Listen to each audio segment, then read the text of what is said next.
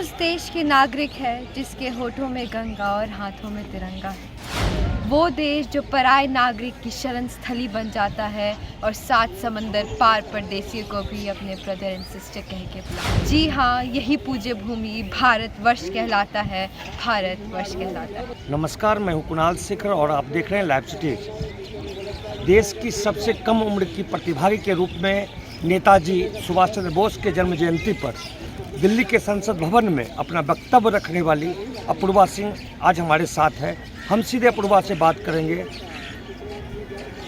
आपने जिस तरह से बिहार का प्रतिनिधित्व करते हुए सबसे कम उम्र में दिल्ली के संसद भवन में अपना विचार रखा, क्या था, क्या बोले थे जिसका मुरीद प्रधानमंत्री हो गए थे? जी, मैं नेताजी सुभाष चंद्र बोस की जीवनी और विरासत पर बोलना चाहूँगी, जो कि अमृतकाल के युग में रहा है उनका।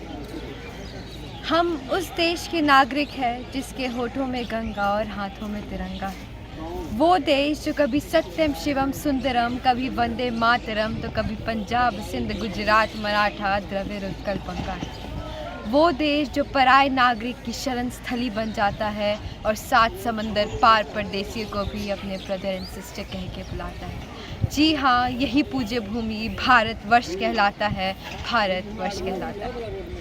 गीता में भगवान श्री कृष्ण ने कहा है, सम दुख सुखम धीरम स अमृतत्वाय कल्पते, अर्थात सुख दुख आराम और चुनौतियों के बीच भी जो अटल अडिग और सम रहता है वही अमृत को प्राप्त करता है, अमृत को प्राप्त करता है। ऐसे ही अमृत को प्राप्त करने वाले महानायक और वीर योद्धा का नाम है सुभाष चंद्र बोस।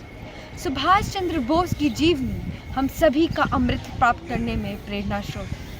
ये हम सभी का सौभाग्य है कि आज़ाद भारत के 75 साल हम इस अमृत काल के रूप में मना रहे हैं। नेताजी कहा करते थे कि भारत की आज़ादी की लड़ाई सिर्फ ब्रिटिश साम्राज्यवाद के विरुद्ध नहीं, बल्कि वैश्विक साम्राज्यवाद के विरुद्ध है। उन्होंने हमारे देश की आज़ादी के लिए पूरी मानवता को ज़रूरी बताया था और वक्त के साथ उनकी यह बात भी सही सिद्ध हुई।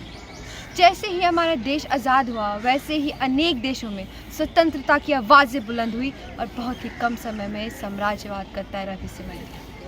भारत की आज़ादी के लिए तुम मुझे खून दो, मैं तुम्हें आज़ादी दूंगा, जैसे नारों से देश के लाखों क्रांतिकारियों के दिलों की धड़कन बने नेताजी सुभाष चंद्र बोस।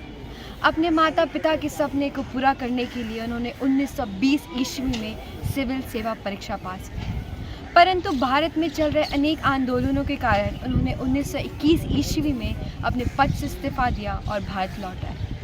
सन 1943 ईस्वी में उन्होंने आज़ाद हिंद फौज की स्थापना की और उन्होंने कहा था कि हमारी यात्रा चाहे कितनी भी कष्टदायक हो, हमारी रास्ता चाहे कितनी भी भयानक और पथरीली क्यों ना हो, फिर भी हमें आगे बढ़ना है। सफलता का दिन दूर हो सकता है, किंतु उसका आना अनिवार्य है, उसका आना अनिवार्य है। सुभाष चंद्र बोस ऐसे महान व्यक्ति थे जिनकी स्वीकार्यता पूरी दुनिया में थी। उनमें साहस और स्वाभिमान था, तो दूसरी ओर विचार और दर्शन भी थे। उनको भारत का आधुनिकीकरण करना था। वो कहते थे कि भारत ऐसा देश नहीं जो अपनी सौभाग्यशाली विरासत को भूल जाए, बल्कि भारत का विश्व विरासत पूरे भारतवासियों के दिलों की धड़कन में है एवं उनकी परंपराओं में। अगर आज हमारा देश उनके कई रास्ते पे चलता तो आज हमारा भारत नई ऊंचाई हासिल करे। जय हिंद, जय भारत। तो इस तरह अपूर्वा थी जिन्होंने सबसे कम उम्र में बिहार का प्रतिनिधित्व करते हुए देश के संसद भवन के सेंट्रल हॉल में अपना विचार रखा था और लाइव स्टेज पर आज उसने पूरे जो संसद भवन में अपना विचार रखा था उसको पूरे तन्मयता के साथ आपके सामने रखा है।